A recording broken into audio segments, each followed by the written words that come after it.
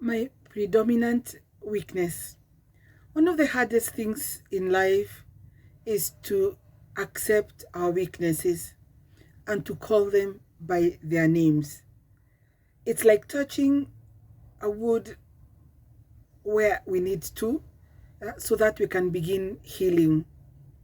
And there's no way we can develop a personality without knowing what our weak points are, and especially going to the roots of our weaknesses. You can call them sins if you wish, you can call them vices, but unless we agree to touch the roots of those weaknesses, we will never be able to develop a personality. In this video, I'm going to talk about the 7 capital vices, which are the roots. Yeah, we can trace any of our weaknesses really to these 7 roots, which are called the capital vices or capital sins. In this video, I'll just do the highlights, like a definition, and then if you stay tuned to the channel, you will follow the details of each one of these 7 vices, and ask yourself, which is my predominant defect? Among these 7, you'll find 1 or 2 that give you a lot of trouble, and it's about time we call them by their names. So the first one is pride. Pride usually, by the way, is placed at the top. Yeah, we can put the others more or less in whatever order, but pride is usually put at the top because it's one of those ones that I think all of us have. Yeah. And what is pride? It's, I think simply put, is just overrating ourselves. Just overrating ourselves. And it can have very confusing symptoms, extremes, whatever. We'll be able to analyze that as time goes by. Number 2 is greed. Yeah, we call it greed or avarice. This is an excessive love for material things. And the typical thing of people who swear that they never want to be poor, and they never have enough. They're always hunting for more and more and more, and they never get satisfied. Yeah. By the way, when you talk about vices and virtues, remember that virtues are like a balance. That's why when we talk about excessive of something, is like we go to the extreme, or we use the word inordinate and so on and so forth. Yeah, they will get clearer as we go on this channel. Then number 3 is lust.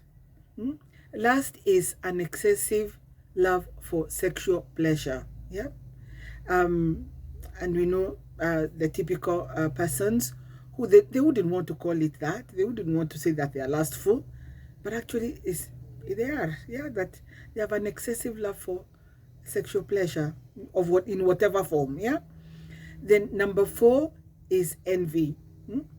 Envy is a kind of sadness when we see the good in others. Yeah, that we wish either they didn't have or we had it instead of them. Yeah. And many say things, actually lack of charity, many things sometimes you trace them back to this. Yeah, that we are just simply very envious of the others. Then number 5 is anger. Anger is like an obsession almost, yeah, of wanting vengeance, always wanting to hit back. And we people who get heated up too easily and they want to hit back. Yeah, like I say, hostility, an excessive love for vengeance. Yeah. Number 6, gluttony. Gluttony is an inordinate love for food and drink. Yeah, that they never have enough. Yeah, or the extreme, they want the nice, the very refined nice things. You'll be surprised when we analyze this that some of the symptoms of some of these weaknesses will surprise you, when we analyze them. Yeah, because like I say, it can be sometimes extremes. They look like opposing ends, but actually the root is that particular capital vice. Number 7 is laziness. Sometimes we call it sloth. Yeah. And I think simply put, laziness is fear of effort. Fear of effort. You know, when you talk about lazy bones, is that we don't want to make an effort. Yeah. It can take many shapes, as we will see. It can be mental, it can be physical laziness, and so on and so forth.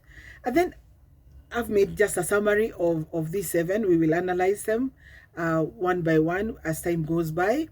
But then let's start there. Yeah, that we are able to, among these 7, you know, already by now probably you are thinking that I have 1 or 2 that give me a lot of trouble.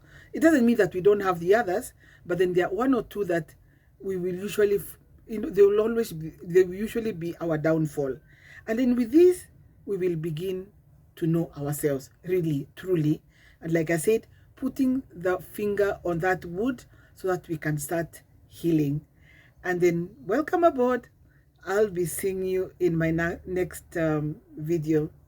Bye.